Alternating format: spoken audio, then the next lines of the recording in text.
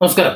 കഴിഞ്ഞ ദിവസം ഞാനൊരു വീഡിയോ ചെയ്തപ്പോൾ അതിന്റെ കമന്റ് ബോക്സിൽ TCSലെ നിർബന്ധിത മതപരിവർത്തനത്തെ കുറിച്ചുള്ള ഒരു വീഡിയോ ചെയ്തുകൂടെ, ഒന്ന് ചെയ്യണം എന്ന് എന്റെ ഒരു പ്രേക്ഷകൻ ആവശ്യപ്പെട്ടിരുന്നു. തീർച്ചയായിട്ടും ചെയ്യാമെന്ന് ഞാൻ ഇവിടെ പറഞ്ഞിരുന്നു. അതേക്കുറിച്ചുള്ള കുറച്ച് കാര്യങ്ങൾ, വിശദമായിട്ടുള്ള കുറച്ച് വിവരങ്ങൾ കൂടി കിട്ടാനുള്ളത് കൊണ്ടാണ് ആ വീഡിയോ ചെയ്യാതിരുന്നത്. മനഃപൂർവ്വമാണ്. അത്രയധികം സംസാരിക്കപ്പെടുന്ന, ഒരുപക്ഷെ നമ്മുടെ രാജ്യത്ത് തന്നെ വലിയ വിഷയമായേക്കുന്ന ആയിട്ടുള്ള ഒരു വിഷയത്തെക്കുറിച്ച് സംസാരിക്കുമ്പോൾ എന്താണ് അതിന്റെ വാസ്തവം എന്ന് മനസ്സിലാക്കി സംസാരിച്ചില്ല എന്നുണ്ടെങ്കിൽ നമുക്ക് പിന്നീട് തിരുത്താൻ പറ്റാത്ത ചില കാര്യങ്ങൾ വരും. നമുക്ക് ചില നിലപാടുകളുണ്ട്. എന്റെ നിലപാടെന്ന് പറയുന്നത് ഒന്ന് പറഞ്ഞിട്ട് ഞാൻ ആ വിഷയത്തിലേക്ക് വരാം. വ്യക്തമായി ഏതെങ്കിലും ഒരു നിലപാടിൽ ഉറച്ചു നിൽക്കുന്ന സ്വഭാവം എനിക്കില്ല. ഓരോ സന്ദർഭത്തിലും ഏതാണ് സത്യമെന്ന് എനിക്ക് ബോധ്യപ്പെടുന്നത് ആ സത്യത്തോടൊപ്പമാണ് ഞാൻ നിൽക്കുക. അത് അസത്യമാണ് എന്ന് എനിക്ക് ബോധ്യപ്പെട്ടാൽ ആ നിമിഷം ഞാൻ അവിടെ ഏതാണ് സത്യമെന്ന് എനിക്ക് ബോധ്യപ്പെട്ടോ അതിനൊപ്പം നിൽക്കും. അങ്ങനെ മാറും. അല്ലാതെ ഞാൻ പിടിച്ച മുയലിന് 3 കൊമ്പ് എന്ന് പറഞ്ഞുകൊണ്ട് നിൽക്കാറില്ല. അതുപോലെ ഓരോ സന്ദർഭത്തിലും ഏതാണ് സത്യം അതിനൊപ്പമാണ് ഞാൻ നിലനിൽക്കുക. ഒരു ഉദാഹരണത്തിന് രാഹുൽ മാങ്കൂട്ടത്തെ കുറിച്ചുള്ള എന്റെ നിലപാട്. രാഹുൽ മാങ്കൂട്ടം ഒരു പൊതുപ്രവർത്തകൻ എന്ന നിലയിൽ ഇത്തരത്തിലുള്ള പേരുദോഷങ്ങൾ കേൾപ്പിക്കാൻ പാടില്ലാത്ത ആളാണ് എന്നതാണ് എന്റെ ഒരു സ്ഥിരമായിട്ടുള്ള ഒരു നിലപാട്. അതായത് അത് പാടില്ലായിരുന്നു. ഒരു പൊതുപ്രവർത്തകൻ എന്ന നിലയിൽ ഒരു സംശുദ്ധത, വീടുകളിൽ കയറി ഇറങ്ങുന്ന ആളെന്ന നിലയിൽ അത് സൂക്ഷിക്കേണ്ട ഒരു ഉത്തരവാദിത്വം അയാൾക്കുണ്ടായിരുന്നു. അത് അയാൾ ചെയ്തില്ല. അതൊരു പൊതുപ്രവർത്തകൻ എന്ന നിലയിൽ, പ്രതീക്ഷയുള്ള ഒരു നേതാവ് എന്ന നിലയിൽ അയാൾ ചെയ്തിട്ടുള്ള മോശം തന്നെയാണ്. സമൂഹത്തോട് ചെയ്തിട്ടുള്ള അനീതിയാണ്. അതാണ് ഒന്നാമതായി ഞാൻ പറഞ്ഞു വെച്ചിട്ടുള്ളത്. എന്റെ ധാരാളം വീഡിയോകൾ അത് സംബന്ധിച്ച് ഞാൻ ചെയ്തിട്ടുണ്ട്. പിന്നെ എന്തിന് രാഹുൽ മാങ്കൂട്ടത്തെ ഞാൻ അനുകൂലിച്ച് സംസാരിക്കുന്നു? അവിടെയാണ് നിയമത്തിന്റെയും നീതിയുടെയും ഈ കേസിന്റെയും സ്വഭാവം വരുന്നത്. അപ്പൊ സ്വാഭാവികമായിട്ട് രാഹുൽ മാങ്കൂട്ടത്തിന് ഒപ്പമേ നിൽക്കാൻ പറ്റൂ. കാരണം ഈ കേസ് പൂർണ്ണമായും രാഹുൽ മാങ്കൂട്ടത്തെ ടാർഗറ്റ് ചെയ്തുകൊണ്ട് വന്നതാണ് എന്ന് തുടക്കം മുതൽ എനിക്ക് സംശയമുണ്ട്. അതിന് സാധ്യമായ തെളിവുകളും വരുന്നുണ്ട്. കാരണം രാഷ്ട്രീയമായി രാഹുലിനെതിരെ നിൽക്കേണ്ട സന്ദർഭങ്ങളിൽ അത് മൂർച്ഛിച്ചു വരികയും രാഷ്ട്രീയമായി രാഹുലിനെ ആവശ്യമില്ലാത്ത സമയങ്ങളിൽ ആ കേസ് തണുക്കുകയും ചെയ്യുന്നു എന്ന് തന്നെയാണ് ഇതിന്റെ ഒരു വസ്തുത എന്ന് പറയുന്നത്. ഇനി രാഹുൽ മാങ്കൂട്ടത്തിന് ആ സ്ത്രീകളുമായി അവർ ആരോപിക്കുന്ന തരത്തിലുള്ള ബന്ധം ഉണ്ടായിരുന്നോ എന്ന് ചോദിച്ചാൽ ഉണ്ടായിരുന്നിരിക്കാം.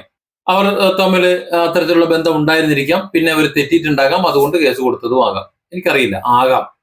ഇനി അതല്ല എന്നുണ്ടെങ്കിൽ രാഹുൽ മാങ്കൂട്ടത്തിനെതിരെ അത്തരത്തിൽ പരാതി കൊടുക്കാത്തവർ, രാഹുൽ മാങ്കൂട്ടത്തെ ആക്ഷേപിച്ചുകൊണ്ട് ചാനലിൽ വരുന്നവരും ഇവരും എല്ലാവരും ഒരു കെട്ടായിട്ട്, ഒരു ഗാങ് ആയിട്ട്, ആ ഗാങ്ങിനുള്ളിൽ ഒരുപക്ഷെ രാഹുൽ മാങ്കൂട്ടവും ഉണ്ടാകാം. അവർ തമ്മിൽ എല്ലാവരുമായിട്ടും പരസ്പര ബന്ധവും ശാരീരിക ബന്ധവും ഒക്കെ ഉണ്ടായിരുന്നിരിക്കാം. ഏതോ അവസരത്തിൽ തമ്മിൽ തെറ്റിയത് കൊണ്ടോ അല്ലെങ്കിൽ രാഷ്ട്രീയമായി ചില മുതലെടുപ്പുകൾ വന്നതുകൊണ്ടോ ആ ഒരു കേസും വഴക്കുമായി ആകാം. സത്യം എന്താണെന്ന് നമുക്കറിയില്ല. രാഹുൽ മാങ്കൂട്ടം എന്ന് പറയുന്ന ചെറുപ്പക്കാരനെ ഇല്ലാതാക്കാൻ വേണ്ടി ടാർഗറ്റ് ചെയ്തുകൊണ്ട് വന്ന കേസുകളാണ് അത് എന്ന് എനിക്ക് ബോധ്യമുള്ളത് കൊണ്ടാണ് ഞാൻ ആ കേസിന്റെ കാര്യത്തിൽ രാഹുൽ മാങ്കൂട്ടത്തിനൊപ്പം നിൽക്കുന്നത്. എന്നാൽ അതേ സമയത്ത് തന്നെ അത്തരത്തിലുള്ള ഒരു സംശുദ്ധി ഇല്ലാത്ത പ്രവൃത്തി ഒരു പൊതുപ്രവർത്തനം ചെയ്യാമോ എന്നുള്ള ചോദ്യത്തിൽ രാഹുൽ മാങ്കൂട്ടത്തിനൊപ്പമല്ല ഞാൻ. ഇങ്ങനെ ഓരോ സന്ദർഭത്തിലും വ്യത്യസ്തമായ നിലപാടുകളിലൂടെയാണ് ഞാൻ പോകുന്നത്. ആ നിലപാടുകൾ എന്റെ വാർത്തകളിൽ പറയാനുണ്ട്. ഇറാൻ ഇസ്രായേൽ അമേരിക്ക യുദ്ധത്തിന്റെ കാര്യം എടുക്കണമെന്നുണ്ടെങ്കിൽ ഞാൻ ഇറാനൊപ്പമാണ്. അത് ഇറാൻ നല്ലതായതുകൊണ്ടോ ഇസ്രായേൽ മോശമായതുകൊണ്ടോ അമേരിക്ക മോശമായതുകൊണ്ടോ അല്ല. ഇറാന്റെ കാര്യത്തിൽ ഇറാൻ ഒന്നും മിണ്ടാതെ വെറുതെ ഇരുന്നതാണ്. ആ ഇറാന് കയറിയാണ് ഇസ്രായേലും അമേരിക്കയും അടിച്ചത്.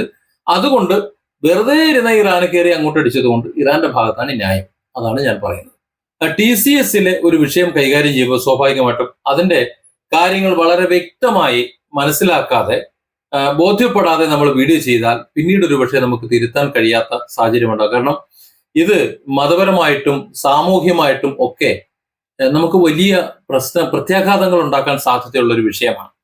അതൊന്നും നോക്കാതെ ചാടിക്കേറി വാർത്തകൾ ചെയ്യുക എന്നത് ഇവിടുത്തെ ചാനലുകളുടെ അല്ലെങ്കിൽ വാർത്താ മാധ്യമങ്ങളുടെ, യൂട്യൂബ് ചാനലുകളുടെ ഒരു സ്വഭാവമാണ്.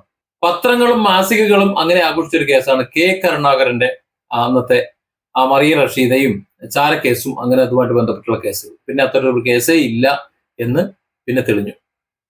അതിനേക്കാൾ ഗുരുതരമായിട്ടുള്ള കേസായിരുന്നു ഉമ്മൻചാണ്ടിയുടെ കേസ്. ഉമ്മൻചാണ്ടിയുടെ കേസിൽ ഇല്ലാത്ത പീഡനത്തിന്റെ CD പോലും തേടി നമ്മുടെ മാധ്യമപ്രവർത്തകർ തമിഴ്നാട്ടിലേക്ക് പോയത് നമ്മൾ കണ്ടു. അത്തരത്തിലൊരു സംഭവം ഇല്ല. ഇല്ലാത്ത സംഭവത്തെ ഉണ്ട് എന്ന് വരുത്തി തീർത്ത് ഒരു വലിയ മഹാസംഭവമാക്കി എന്നിട്ട് അതിന്റെ CD തേടി പോയ വാർത്തകൾ നമ്മൾ ദിവസങ്ങളോളം കണ്ടതുമാണ്, കേട്ടതുമാണ്. ഇനി ഞാൻ തന്നെ ചെയ്ത കാര്യം, KSRTC ഡ്രൈവർ യദു യദുവിന് നീതി ലഭിക്കണം, യദുവിന്റെ വിഷയം കേരളം ചർച്ച ചെയ്യപ്പെടണം എന്ന ഉദ്ദേശത്തോടു കൂടി ബന്ധപ്പെട്ട ഉദ്യോഗസ്ഥർ, ഗതാഗത വകുപ്പ് മന്ത്രി കെ ബി ഗണേഷ് കുമാർ അടക്കം ഒരു പുനർവിചിന്തനം നടത്താൻ വേണ്ടി മീഡിയകൾ ഒന്ന് ചർച്ച ചെയ്യാൻ വേണ്ടി 2 വീഡിയോകൾ ഞാൻ ചെയ്തു. 2 വീഡിയോകളും എന്റെ സാങ്കല്പിക വാർത്തകളായിരുന്നു. ഞാനത് ഏതാണെന്ന് പറയുന്നില്ല. കേരളം അത് 2 ദിവസം ചർച്ച ചെയ്തു. അന്തിച്ചർച്ച പോലും നടത്തി ചില ചാനലുകൾ. ആ അന്തിച്ചർച്ചയുടെയും ആ പ്രഘോഷണങ്ങളുടെയും ഫലമായിട്ട് സച്ചിൻ ദേവിന് മന്ത്രിസ്ഥാനം പോലും പോയി. മന്ത്രിസ്ഥാനം നേരെ വയനാട് ചുരം കയറി പോയത് നമ്മൾ കണ്ടു. ഇതൊക്കെ ഈ അടുത്ത് നടന്ന സംഭവം. അതായത് മാധ്യമങ്ങൾ വിചാരിച്ചു കഴിഞ്ഞാൽ ഈ നമ്മുടെ സമൂഹത്തെ നശിപ്പിക്കാനും നന്നാക്കാനും കഴിയും എന്നതുകൊണ്ട് TCS-ൽ നടന്നിട്ടുള്ള അല്ലെങ്കിൽ നടന്നു എന്ന് പറയപ്പെടുന്ന ഒരു വിഷയത്തെക്കുറിച്ച് സംസാരിക്കുമ്പോൾ അതിന്റെ വസ്തുതകൾ മനസ്സിലാക്കാതെ സംസാരിച്ചാൽ നമ്മൾ ചെയ്യുന്ന ഏറ്റവും വലിയ രാജ്യദ്രോഹം ആയിരിക്കും അത് എന്നതുകൊണ്ടാണ്, മറ്റു കേസുകളെ പോലെയല്ല, കഥകൾ ഉണ്ടാക്കുന്നത് പോലെയല്ല അത് എന്ന് മനസ്സിലാക്കിയത് കൊണ്ടാണ് ഞാൻ അതേക്കുറിച്ച് വീഡിയോകൾ ഇതുവരെ ചെയ്യാതിരുന്നത്. ഇനി ഞാൻ മനസ്സിലാക്കിയിടത്തോളം ടാറ്റ കൺസൾട്ടൻസി സർവീസിലെ TCS-ലെ നിർബന്ധിത മതപരിവർത്തനവുമായി ബന്ധപ്പെട്ടിട്ട് യാതൊരു വിധത്തിലുള്ള തെളിവുകളും ഈ സോഷ്യൽ മീഡിയയിൽ പ്രചരിക്കുന്നത് പോലെ അല്ലെങ്കിൽ ചാനലുകൾ പ്രചരിക്കുന്നത് പോലെ എന്തെങ്കിലും നടന്നതായിട്ട് യാതൊരു വിധത്തിലുള്ള തെളിവുകളും ഇതുവരെ ഇല്ല. അങ്ങനെ ഒരു സംഭവം നടന്നിട്ടില്ല എന്നാണ് എനിക്ക് കിട്ടിയ വിവരം. ഞാൻ മനസ്സിലാക്കിയതും അത് തന്നെയാണ്. എവിടെ നിന്നാണ് ഒരു വാർത്ത വരുന്നത് എന്ന് നമ്മളൊന്ന് ആലോചിച്ചാൽ മതി. ഈ വാർത്ത ആദ്യം വരുന്നത് ചില സോഷ്യൽ മീഡിയ പ്ലാറ്റ്ഫോമുകളാണ്. പിന്നീട് അത് മുഖ്യധാരാ മാധ്യമങ്ങൾ ചിലർക്ക് അത് ഏറ്റെടുത്ത ശേഷം അത് അങ്ങ് പ്രചരിപ്പിച്ചു. അങ്ങനെയാണ് നമ്മളെ കേരളത്തിലെ ചില മാധ്യമങ്ങൾക്ക് വാർത്തകൾ സൃഷ്ടിക്കാനും, അങ്ങനെ വാർത്തകൾ സൃഷ്ടിച്ചിട്ട് ആരുടെ ജീവിതം തകർന്നാലും എങ്ങനെയൊക്കെ തൊലഞ്ഞു പോയാലും തങ്ങൾക്ക് റേറ്റിംഗ് കിട്ടിയാൽ മതി എന്ന് ചിന്തിക്കുന്ന കുറെ മലയാള ചാനലുകൾ നമുക്കുണ്ട്. ആ ചാനലുകളെല്ലാം ഇത്തരത്തിലൊരു വാർത്ത കിട്ടിയപ്പോൾ അതിനെ ആ അർത്ഥത്തിൽ തന്നെ ലവ് ജിഹാദാണ്, മതപരിവർത്തനമാണ് അവിടെ നടക്കുന്നത് എന്ന അർത്ഥത്തിൽ നിരന്തരം വാർത്തകൾ ചെയ്തു, വീഡിയോകൾ ചെയ്തു. ഇപ്പോഴും അത് യൂട്യൂബിൽ കിടക്കുന്നതാണ്. എന്നാൽ ഞാൻ ഇതിനെ സംബന്ധിച്ച് അന്വേഷിക്കുന്ന സമയത്ത് ഫാക്ട് ചെക്കിംഗ് വെബ്സൈറ്റുകളുണ്ട്. ആ വെബ്സൈറ്റുകളിൽ പലരും കണ്ടെത്തിയ കണ്ടെത്തലുകളും അതുപോലെ ഞാൻ തന്നെ എനിക്ക് കഴിയുന്ന വിധത്തിൽ ഞാൻ നോക്കിയതും അങ്ങനെ എന്തെങ്കിലുമൊക്കെ സംഭവങ്ങൾ എവിടെയെങ്കിലും ഉണ്ടോ എന്ന് അന്വേഷിച്ചതിൽ നിന്ന് അത്തരത്തിൽ ഏതെങ്കിലും ഒരു വിഭാഗം മറ്റു വിഭാഗത്തെ സംഘം ചേർന്നുകൊണ്ട് മതപരിവർത്തനം നടത്താൻ, മതം മാറ്റാൻ ശ്രമിക്കുന്നു എന്ന അർത്ഥത്തിലുള്ള അല്ലെങ്കിൽ എന്ന വിധത്തിലുള്ള ഒരു തരത്തിലുള്ള വസ്തുതയ്ക്കും തെളിവുകൾ കണ്ടെത്താൻ, അങ്ങനെ ഒരു സംഭവം ഉണ്ട് എന്നതിനെ കുറിച്ച് ഒരു സൂചന പോലും കണ്ടെത്താൻ കഴിഞ്ഞിട്ടില്ല എന്നതാണ് വസ്തുത. ഈ പ്രചരിക്കുന്ന വാർത്തകളും വീഡിയോകളും എല്ലാം ക്രോസ് ചെക്ക് ചെയ്ത് കഴിഞ്ഞാൽ അതൊക്കെ ശൂന്യതയിൽ നിന്ന് ഉണ്ടായതാണ് എന്ന് നമുക്ക് മനസ്സിലാകും. ഇന്ത്യയിലെ ഏറ്റവും വലിയ IT കമ്പനികളിലൊന്നായിട്ടുള്ള TCS, അവരെ സംബന്ധിച്ചിടത്തോളം അവർക്ക് കർശനമായിട്ടുള്ള കോർപ്പറേറ്റ് ഗവേണൻസ് ചട്ടങ്ങളും അതുപോലെ തൊഴിലിടത്തിൽ അവർക്ക്, അത് ഈ കമ്പനിക്കല്ല, മിക്കവാറും എല്ലാ കമ്പനികളിലും പെരുമാറ്റ ചട്ടങ്ങളും ഉണ്ടാവും. ഇപ്പൊ എന്റെ കമ്പനി ബാംഗ്ലൂരിൽ പ്രവർത്തനം ആരംഭിച്ചിട്ടുണ്ട്. ആ കമ്പനിക്ക് നമ്മൾ ഒരു പെരുമാറ്റ ചട്ടം ഉണ്ടാക്കി വെച്ചിട്ടുണ്ട്. ആ ചട്ടത്തിന് വിരുദ്ധമായി പ്രവർത്തിക്കുന്നവരെ സ്വാഭാവികമായിട്ടും നമുക്ക് മാറ്റി നിർത്തും. അത് സൈൻ ചെയ്തിട്ടാണ് ജോബ് കൊടുക്കുന്നത് തന്നെ. TCS കമ്പനി വിവേചനപരമായിട്ടുള്ള തരത്തിലുള്ള യാതൊരു നിലപാടുകളും നടപടികളും നിയമവിരുദ്ധമായിട്ടുള്ള യാതൊന്നും തന്നെ നടത്തുന്നില്ല എന്ന് അവർ സത്യവാങ്മൂലം കൊടുത്തിട്ടുമുണ്ട്. അവർ സത്യം പറയുന്നുമുണ്ട്. അത് അവർ വ്യക്തമായി അവർ പത്രസമ്മേളനത്തിലും മറ്റും അവതരിപ്പിച്ചിട്ടുമുണ്ട്. അതായത് TCS-ൽ ഇത്തരത്തിലൊരു മതപരിവർത്തനം നടന്നോ, ലവ് ജിഹാദ് നടന്നോ, അല്ലെങ്കിൽ ഒരു വിഭാഗം തൊഴിലാളികൾ മറ്റൊരു വിഭാഗത്തെ മതപരിവർത്തനം ചെയ്യിക്കുന്നു എന്ന് പറഞ്ഞ് പ്രചരിക്കുന്ന വാർത്തകൾ 100% കളവാണ്.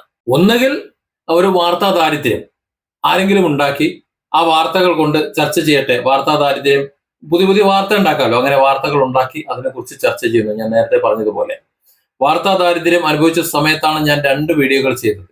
അക്കാലത്ത് യദുവിന്റെ കേസുമായി ബന്ധപ്പെട്ട് ഞാനായിരുന്നു കാര്യങ്ങൾ മുഴുവൻ ഓർഗനൈസ് ചെയ്തിരുന്നത്, സമരങ്ങളുടെ കാര്യങ്ങളൊക്കെ ഓർഗനൈസ് ചെയ്തിരുന്നത് എന്നതുകൊണ്ട് എന്റെ ഗ്രൂപ്പിൽ മിക്കവാറും എല്ലാ ചാനലുകളുടെയും എല്ലാ പത്രങ്ങളുടെയും പ്രാദേശിക ലേഖകരോ റിപ്പോർട്ടർമാരോ ആരെങ്കിലും ഒക്കെ അതിനകത്ത് അന്ന് ഉണ്ടായിരുന്നു. അതുമായിട്ട് ബന്ധപ്പെട്ടിട്ട് ഇവിടെ നിന്നാണ് ആലോചന നടക്കുന്നത് എന്നറിയാവുന്നതുകൊണ്ട് ഇവിടുത്തെ ആ ഒരു തീരുമാനം വളരെ പെട്ടെന്ന് തന്നെ കിട്ടാൻ വേണ്ടിയിട്ട് അവർ ഈ വാട്സപ്പ് ഗ്രൂപ്പിൽ ഉണ്ടായിരുന്നത് കൊണ്ടാണ് അത്തരത്തിലൊരു വീഡിയോ ചെയ്യുന്നതിന് മുമ്പ് ഇവരൊക്കെ അവിടെ ഉണ്ടെന്ന് അറിഞ്ഞുകൊണ്ട് ഞാൻ അവിടെ ഒരു പ്രതികരണം നടത്തിയപ്പോൾ അതിനെ അവർ എടുത്ത് വാർത്തയാക്കിയതും എന്റെ വീഡിയോയെ വിശദമായി അവർ മനസ്സിലാക്കിയതും അത് ശരിയാണ് എന്ന് തെറ്റിദ്ധരിച്ചത്. അതുകൊണ്ട് ഒരുപാട് ഗുണമുണ്ടായി. യദുവിനെ സംബന്ധിച്ചിടത്തോളം കൂടുതൽ ജനശ്രദ്ധ കിട്ടി. പക്ഷെ ആർക്കും ദോഷകരമായ വിധത്തിലല്ല അത് ചെയ്തത്. യദുവിന് ഗുണകരമാണ്, എന്നാൽ മറ്റാർക്കും ദോഷകരമല്ലതാണ്. ഏതായാലും സോഷ്യൽ മീഡിയയിൽ പ്രത്യേകിച്ച് ചേരിതിരിവുണ്ടാക്കാൻ അല്ലെങ്കിൽ വാർത്ത സൃഷ്ടിക്കാൻ, അല്ലെങ്കിൽ സാമുദായികമായിട്ട് ഈ രാജ്യത്തെ പൗരന്മാർക്കിടയിൽ എന്തെങ്കിലുമൊക്കെ വിള്ളലുകൾ ഉണ്ടാക്കി ആ വിള്ളലുകളിൽ നിന്ന് മുതലെടുക്കാൻ വേണ്ടിയിട്ട് ആരോ പടച്ചുണ്ടാക്കിയതാകാം, അങ്ങനെ എന്തെങ്കിലുമൊക്കെ ആകാം. എന്ത് തന്നെ ആയിരുന്നാലും TCS-ൽ നിർബന്ധിത മതപരിവർത്തനമോ ഏതെങ്കിലും ഒരു വിഭാഗം മറ്റൊരു വിഭാഗത്തെ മതപരിവർത്തനം നടത്താൻ വേണ്ടിയിട്ട് ക്യാൻവാസ് ചെയ്യുന്നതോ ലവ് ജിഹാദോ അങ്ങനെ യാതൊന്നും തന്നെ മതപരിവർത്തനവുമായി ബന്ധപ്പെട്ട് നടന്നിട്ടില്ല. എന്നാൽ ലവ് ജിഹാദ് എന്ന് നമ്മൾ ആക്ഷേപിക്കുന്ന, അപമാനിക്കുന്ന പല കേസുകളുമുണ്ട്. വിവാഹ ബന്ധങ്ങൾ അതെല്ലായിടത്തും നടക്കുന്നുണ്ട്. ഹിന്ദു മുസ്ലിമിനെ കെട്ടുന്നുണ്ട്, മുസ്ലിം ഹിന്ദുവിനെ കെട്ടുന്നുണ്ട്, ഇനി ഇവർ രണ്ടുപേരും കൂടെ ക്രിസ്ത്യാനി കെട്ടുന്നുണ്ട്, ക്രിസ്ത്യാനി ഇവരെ രണ്ടുപേരും കിട്ടുന്നുണ്ട്. അത് പ്രേമത്തിന് കണ്ണും മൂക്കൊന്നുമില്ല. അത് പ്രേമിക്കുമ്പോൾ അവർ ചിലപ്പോൾ ഒന്നിച്ചങ്ങ് ജീവിക്കാന്ന് വെക്കും, ചിലപ്പോൾ ജീവിച്ച് മടുക്കുമ്പോൾ അവർക്ക് പിരിയാന്നും വെക്കും. അത് ജാതിയും മതത്തിന്റെ അടിസ്ഥാനത്തിലൊന്നുമല്ല. Different angles. Don't forget to subscribe and support this channel.